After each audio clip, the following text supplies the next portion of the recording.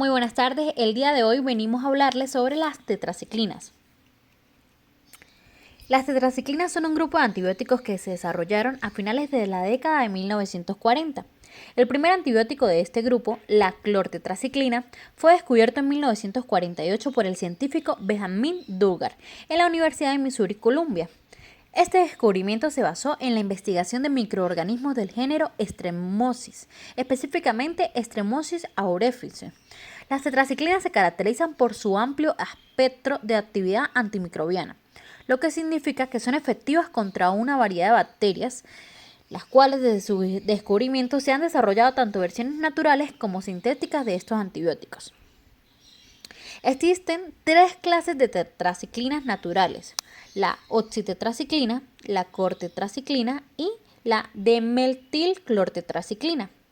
Y existen varios derivados semisintéticos como lo son la tetraciclina, la rolitetraciclina, la metaciclina, la minociclina, la doxiciclina, la limeciclina, entre otros. Los periodos de eliminación permiten una clasificación más profunda en acción corta, como los cuales son la tetraciclina, la oxitetraciclina y la clortetraciclina. También tenemos los de acción intermedia, que son las de metilclortetraciclina y la metaciclina, y de acción prolongada, que tenemos a la doxiciclina y la minociclina. La clase más nueva de antimicrobianos relacionados con la tetraciclina son las glinceciclinas, representadas por la tigeciclina, que contiene una cadena lateral voluminosa en comparación con la minociclina. Sus propiedades generales es que son sustancias cristalinas, amarillentas y anfóteras, que forman sales con ácidos y bases en solución acuosa. Se caracterizan por presentar fluorescencia cuando se exponen a la luz ultravioleta. La sal más común es el clorhidrato salvo en el caso de la doxiciclina, que se presenta como iclato de doxiciclina o monohidrato. Las tetraciclinas en forma de polvo seco son estables, pero no en solución acuosa, especialmente en rangos de pH elevados de 7 a 8,5. Las formulaciones de las preparaciones para administración parenteral deben elaborarse con cuidado, por lo general en propilenglicol o polivinilpirrolidona, con otros compuestos dispersantes para obtener soluciones más estables. Las tetraciclinas forman quelatos poco solubles con cationes bivalentes y trivalentes, especialmente calcio, magnesio, aluminio y hierro. La oxiciclina y la minociclina son las más liposolubles y penetran mejor en bacterias como Staphylococcus aureus en comparación con el grupo en general. Esto puede contribuir a su eficacia en el tratamiento de enfermedades gingivales, que pueden estar asociadas con el glucocális bacteriano. La tigeciclina es un derivado de la glinciclina, de la minociclina, y su gran cadena lateral disminuye el riesgo de resistencia. Como segundo punto tenemos la farmacocinética de las tetraciclinas. Tras la administración de la dosis oral habitual, las tetraciclinas se absorben principalmente en el intestino delgado superior y se alcanzan concentraciones sanguíneas eficaces en 2 a 4 horas. La absorción gastrointestinal puede verse afectada por el bicarbonato de sodio, el hidróxido de aluminio, hidróxido de magnesio, el hierro, las sales de calcio, exceptuando las tetraciclinas, la oxiciclina y la minociclina solubles en lípidos, por la leche y los productos lácteos.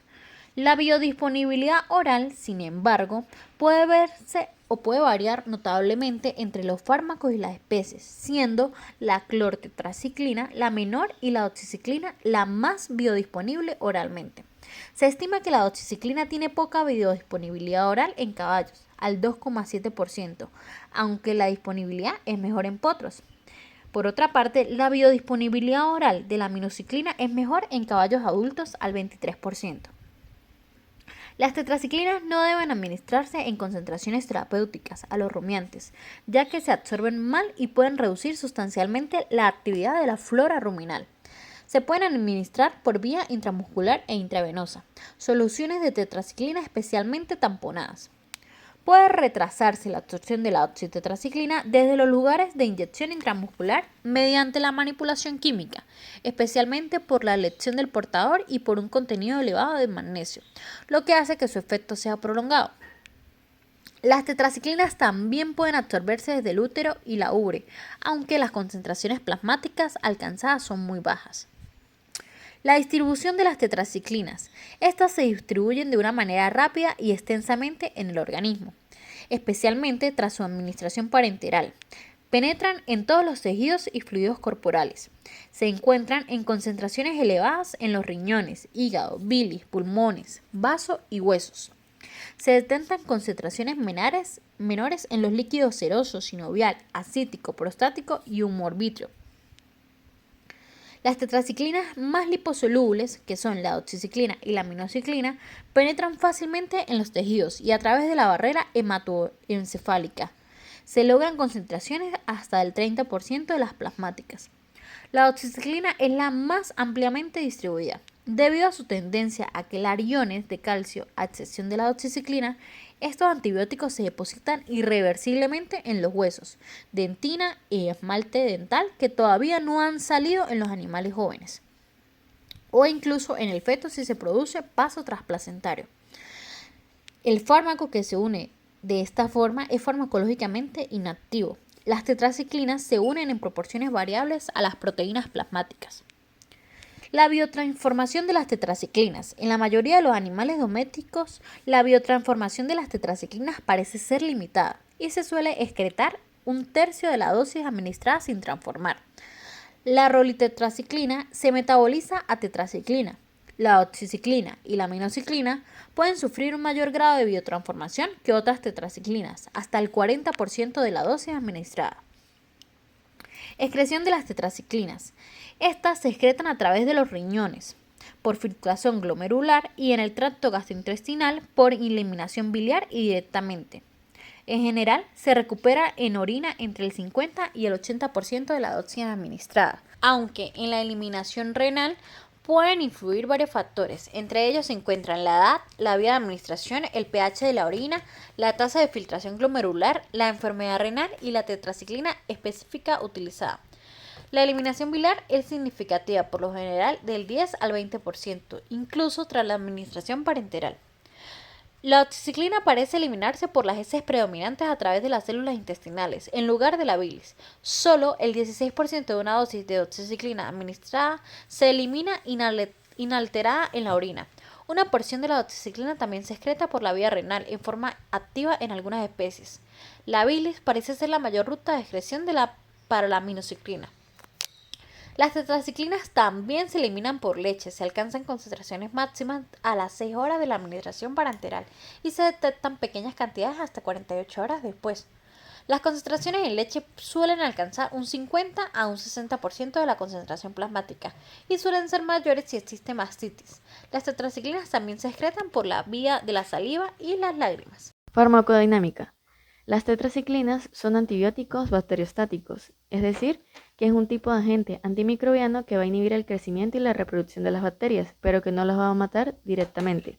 Por lo tanto, su efecto se basa en la inhibición de la síntesis de las proteínas bacterianas.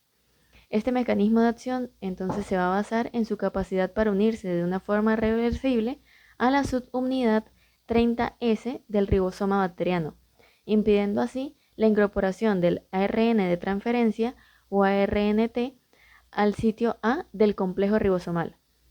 Como consecuencia de esto, se va a bloquear la adición de nuevos aminoácidos a la cadena peptídica en formación, deteniendo así la elongación y por ende lo que es la síntesis proteica. Esta acción lo que va a hacer es que va a afectar selectivamente a las bacterias debido a las diferencias en la estructura y función de los ribosomas bacterianos en comparación con los ribosomas de células eucariotas. Espectro de acción. Las tetraciclinas poseen un amplio espectro antimicrobiano que incluye, primero, bacterias gram-positivas, como por ejemplo las especies de Staphylococcus y Streptococcus. 2. Bacterias gram-negativas, como Escherichia coli, Pasteurella, Salmonella. También los anaerobios sensibles. Recordemos que algunos pueden ser facultativos, anaerobios facultativos o estrictos. En esta categoría encontramos, por ejemplo, el Clostridium, la Leptospira y especies de bacteroides. Y los organismos intracelulares, que ya que las tetraciclinas tienen una buena penetración en las células, les va a permitir ser eficaces contra patógenos intracelulares como por ejemplo las rickettsias, las clamidias y los micoplasmas. Ahora bien, particulares del espectro. Las tetraciclinas tienen una acción destacada frente a microorganismos responsables de enfermedades específicas en veterinaria. Una de las más importantes o más conocidas podría ser la Ehrlichiosis canina, producida por la bacteria de la Ehrlichia, además de otras enfermedades zoonóticas que se mencionarán posteriormente. Su actividad sobre microorganismos resistentes puede variar dependiendo del mecanismo de resistencia desarrollado, como por ejemplo la modificación del ribosoma, la influencia activa de la droga o la inactivación enzimática. Además, las tetraciclinas son menos efectivas contra bacterias que producen grandes cantidades de enzimas inactivadoras o que tienen bombas de flujo altamente eficientes, como algunas pseudomonas o cepas resistentes de Enterobacteriaceae. Resistencia a las tetraciclinas en medicina veterinaria. El uso prolongado y indiscriminado de tetraciclinas en animales ha llevado a diversos mecanismos de resistencia a nivel bacteriano. Estos mecanismos, por supuesto, van a variar según la especie bacteriana o su entorno, pero van a ser de gran importancia en la práctica. Ahora, ¿cuáles serían esos principales mecanismos de resistencia que desarrolla la bacteria? Primero, las bombas de flujo activo. Algunas bacterias son capaces de desarrollar lo que son proteínas de membrana que van a actuar como una bomba para expulsar las tetraciclinas del interior de la célula, reduciendo así su concentración intracelular por debajo de los niveles terapéuticos. Este es uno de los mecanismos más comunes de resistencia y está mediado por unos genes, en este caso conocidos como TET-A y TET-B. Ahora, ¿qué son estos genes TET? Estos genes están relacionados con la protección ribosomal y son pues un mecanismo clave en la resistencia bacteriana, en específico con las tetraciclinas. Estos genes lo que hacen es que codifican las proteínas que se unen al ribosoma bacteriano y lo protegen de la acción de las tetraciclinas, permitiendo que la síntesis de proteínas continúe a pesar de la presencia del antimicrobiano. Por eso es tan importante conocer este tipo de resistencias. Ahora, segundo mecanismo de resistencia, la protección ribosomal. Las bacterias producen proteínas que interfieren con la unión de las tetraciclinas a la subunidad 30S del ribosoma, permitiendo que continúe entonces así con la síntesis proteica a pesar de la presencia del fármaco. En este caso, la protección ribosomal va a estar codificada por otros dos genes diferentes, que son el TEP-M y el TET-O. Inactivación enzimática sería la tercera forma de resistencia, y es porque algunas bacterias pueden producir enzimas que modifican químicamente a las tetraciclinas, haciendo que se inactiven. Este mecanismo es menos común en comparación con otros, pero también existe. Como mecanismo 4, tenemos la alteración de la permeabilidad celular, que es una reducción de la permeabilidad de la membrana externa en bacterias gram negativas. Es específico en gram negativas, y es lo que limita la entrada del fármaco al interior celular.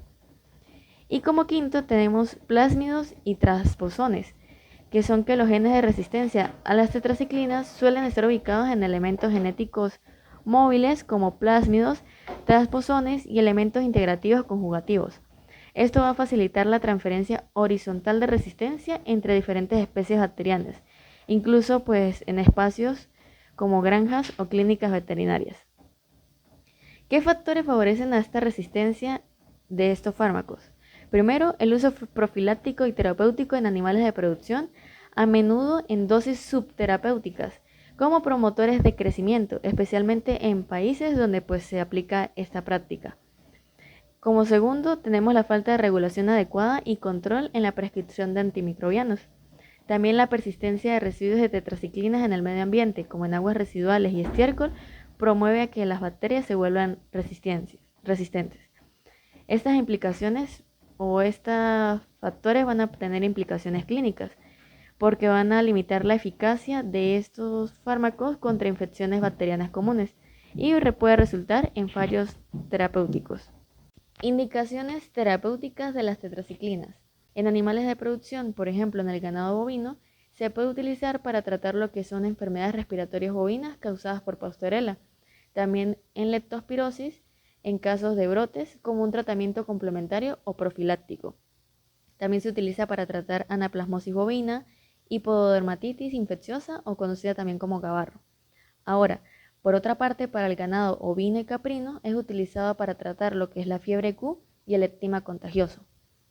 En aves de corral también es utilizada para tratar lo que son colibacillosis, que es el tratamiento de infecciones por Escherichia coli, en enfermedades respiratorias crónicas que son asociadas a los micoplasmas y en corizas infecciosas también es utilizado como tratamiento. Ahora, por el lado de los porcinos, es utilizado para lo que son pleuroneumonías porcinas, diarreas neonatales y enfermedades de Gleiser. Ahora, el uso de tetraciclinas en animales de compañía no se queda atrás. Uno de los principales ejemplos que podemos ver del uso clínico de este fármaco es en los casos de infecciones causadas por la Ehrlichia canis en perros o lo que se conoce como Ehrlichiosis canina, donde la doxiciclina es el fármaco de elección. También se puede ver en lo que es el tratamiento de Borrelia o enfermedad de Lyme, en infecciones por Borrelia burgdorferi. También para leptospirosis, igual que en bovinos, pero en este caso para perros se utiliza especialmente en etapas tempranas. También es utilizado para infecciones respiratorias e infecciones cutáneas y de tejidos blandos. Por otra parte, para gatos es utilizado en lo que es la clamidiosis felina y la toxoplasmosis. Es importante destacar que en la toxoplasmosis, aunque no elimina la infección, la doxiciclina puede utilizarse para controlar los signos clínicos. En lo que son equinos es utilizado también en lo que es neumonías, piroplasmosis e infecciones articulares y óseas. En estos casos, en aquellas infecciones crónicas donde estén implicadas bacterias intracelulares y estén provocando estas afectaciones tanto articulares como óseas. En algunas especies de fauna silvestre y exóticos, como reptiles, se documenta que se utiliza para el tratamiento de infecciones respiratorias por micoplasma, en aves silvestres para el control de clamidiosis y en peces es utilizado para el manejo de infecciones por aeromonas, en lo que es sobre todo piscicultura comercial. Consideraciones que son importantes en estos casos de indicaciones terapéuticas. Primero, la elección del tipo de tetraciclina. La doxiciclina es preferida en infecciones que son intracelulares por su mayor liposolubilidad y vida media prolongada. Las tetraciclinas clásicas como la ocitetraciclina son útiles para infecciones locales y de amplio espectro. Ahora, vías de administración. En grandes animales se emplea principalmente en vía intramuscular, subcutánea u oral, especialmente en formulaciones de liberación prolongada, mientras que en pequeños animales suele administrarse por lo que es vía oral, como tabletas o suspensiones. Debemos saber que hay ciertas limitaciones en el uso de estas tetraciclinas, como son que no se recomiendan en animales jóvenes por su afinidad con tejidos en formación como huesos y dientes, lo que puede causar una decoloración, y también son contraindicadas en gestantes debido a su potencial efecto teratogénico. Teratogénico es aquel factor que puede causar una anomalía permanente en la estructura o función de un embrión o feto. Estas tetraciclinas permiten ciertas combinaciones terapéuticas con el fin de lograr un mejor resultado en el paciente. Por ejemplo, combinaciones comunes serían la doxiciclina con la rifampicina, sobre todo en potrillos jóvenes, lo que es la oxitetraciclina con la tilosina, que es utilizada en infecciones respiratorias en ganados como en la enfermedad respiratoria bovina. También las tetraciclinas con sulfonamidas, que es utilizada en infecciones entéricas en aves y porcinos, como lo que es la colibacillosis y la enteritis necrótica. También la doxiciclina más el metronidazol, que es usada en perros y gatos con infecciones mixtas, como abscesos o peritonitis. También se puede utilizar lo que es doxiciclina con la enrofloxacina, que es una combinación especial para infecciones respiratorias graves en animales pequeños. También es importante pues siempre tener que estas combinaciones deben estar ajustadas a la dosis según la especie, el peso y la condición pues que tenga ese paciente. Y también pues que no se deben administrar tetraciclinas junto con alimentos que sean ricos en calcio, magnesio o hierro, ya que pues estos cationes tienden a interferir en la absorción de las tetraciclinas. Y bueno, siempre es importante evaluar posibles interacciones medicamentosas, especialmente hay que tener cuidado cuando se va a combinar con la rifampicina o sulfonaminas. Hablemos un poco sobre en qué sistema actúa las tetraciclinas. Principalmente se enfoca en el sistema inmunitario y en el sistema respiratorio para tratar las infecciones bacterianas, pero tenemos que tener en cuenta que las tetraciclinas son un grupo de antibióticos que actúan principal en el sistema bacteriano como tal. En los animales su función es inhibir la síntesis de proteínas en las bacterias, para así ayudar a combatir las infecciones bacterianas. Se unen a la subunidad ribosómica 30S de las bacterias y así bloquean la adición de aminoácidos en la cadena polipeptídica. También tenemos que decir que es importante tener en cuenta que el uso excesivo de dichos antibióticos pueden llegar al desarrollo de resistencia en la bacteria como tal. Antes de hablar de las dosis por medicamento, podemos mencionar en qué se usan los dichos antibióticos.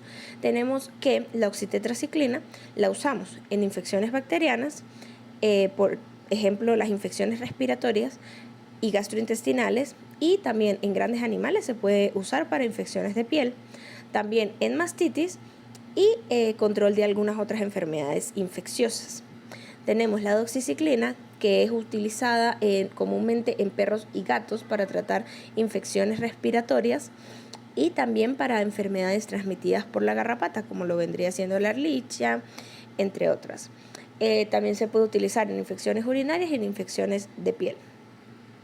Tenemos que la tetraciclina se puede usar en tratamientos de infecciones bacterianas, tanto en grandes animales como en animales pequeños, y para el control de otros tipos de enfermedades. Dicho esto, tenemos que las más comunes utilizadas en bovinos viene siendo la oxitetraciclina, que se usa en una dosis de 10 a 20 miligramos por kilo intramuscular cada 24 horas, y la doxiciclina, que tiene una dosificación de 5 a 10 miligramos por kilo por vía oral cada 12 a 24 horas. ¿En qué varían los miligramos? Depende de la infección que tenga y bueno, ya es a criterio del médico veterinario la dosis a utilizar. En los equinos tenemos también la oxitetraciclina, que su dosis es de 6.6 miligramos por kilo vía endovenosa cada 12 horas, y la doxiciclina 10 miligramos por kilo vía oral cada 12 horas. En el canino tenemos que la más utilizada es la doxiciclina, que su dosis es de 5 a 10 miligramos por kilo cada 12 a 24 horas por vía oral o vía endovenosa, dependiendo del criterio del médico. Y la tetraciclina, que su dosis es de 20 a 40 miligramos por kilo oral cada 8 horas. Por otro lado, en el felino tenemos la doxiciclina, que su dosis es de 5 miligramos por kilo oral cada 24 horas, y la tetraciclina, que es de 20 miligramos por kilo oral cada 12 horas. Tenemos que resaltar también que la dosis puede variar según la formulación del medicamento y la condición que tenga el paciente, ya que hay algunos pacientes que tienen una infección más avanzada y debe ser tratado con una dosis un poco diferente.